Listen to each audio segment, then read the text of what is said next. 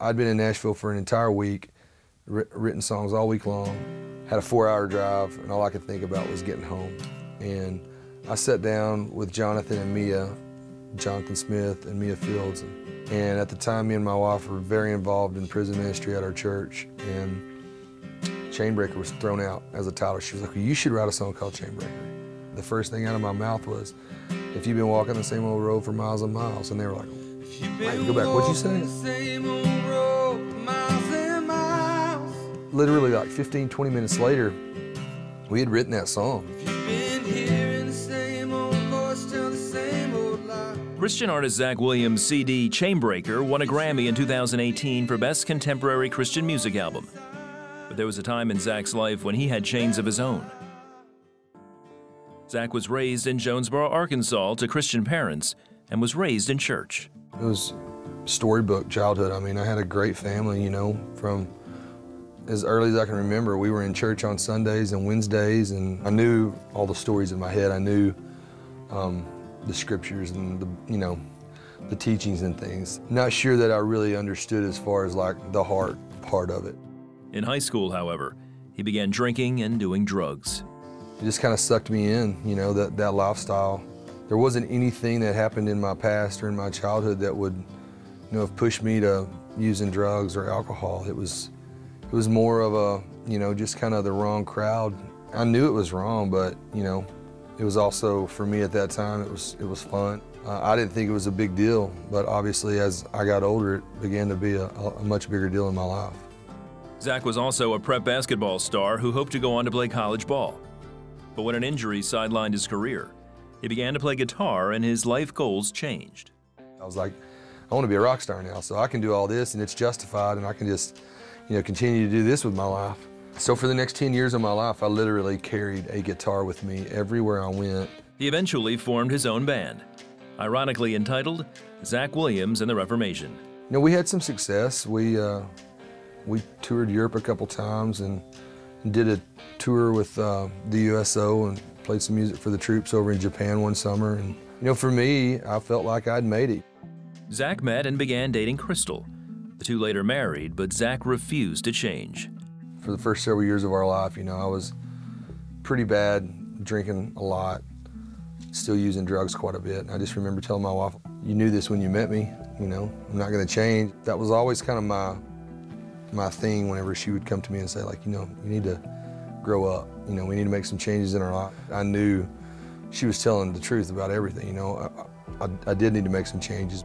All the while, his parents continued to pray for him. That's where their faith was tested. But I also saw them never quit praying, never give up.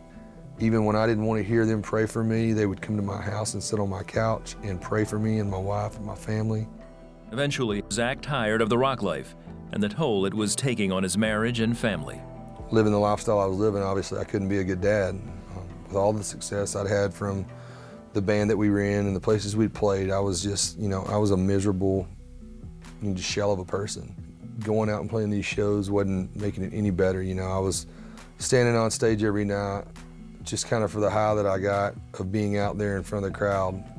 And then I was walking off stage every night, coming home miserable. While driving through Spain with his band, Zach heard a song on the radio. I heard Redeemed by Big Daddy Weave come across the radio while we were in Spain, and God just got my attention and basically said, I see you differently than you see yourself. And I've given you this gift, I've given you all these chances, and, you know, I want you to use this for me, and if you will, I'll give you things you've never dreamed of. That night, Zach called Crystal. And I was like, when this tour's over, I'm done. Quitting my band, we're gonna cancel our shows. I remember walking in the door and just busting into tears and just asking for forgiveness from my wife and kids and just apologizing for the past and all the wrongs I'd done, you know. I felt horrible. And it was like this moment with God where I just said, you know, I can't do this anymore. I don't care if I ever play another song or I play guitar. If what I'm supposed to do with my life is work with my dad in this construction company and just be a good dad and a good father and go to church, that's what I want to do. And when I got done praying that prayer and asking God to just come live in my life, you know, just be the Lord of my life, it was this, like, I don't have to go and do what I've been doing anymore. And that's when, for me, things just started changing in my life. Zach and Crystal both accepted Christ in 2012, and they began attending a local Baptist church in Jonesboro. I stopped playing music for about 6 months, and then out of the blue one day I was walking around on a construction site with my dad, and I started hearing words to a song in my head, and I started writing them down, and before I knew it, I had written a Christian song. Soon after, the leadership of the church asked Zach to be the worship pastor. It just kind of blew me away because they were willing to take a chance on somebody that they really didn't know that much, but they had seen God working in mine and my family's life. But the first time I stood on stage and led worship, it was the very first time I ever remember feeling like I wasn't faking it.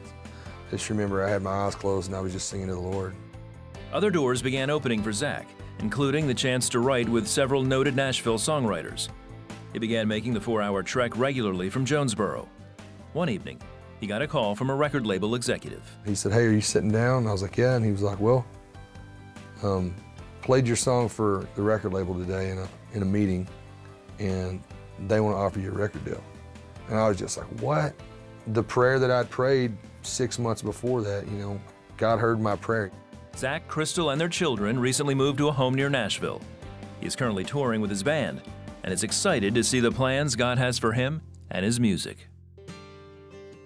Since I hit the ground and fell on my hands and knees that day in my bedroom in 2012, it's been one thing after another that God has just shown up and really done in my life and in my family's life. He's strengthened my marriage, you know, my relationship between me and my wife. It's just been really neat, you know, to see and to be a part of. It's been so humbling, and I mean, just to know that He hears your prayers and your cries, you know, it's really cool.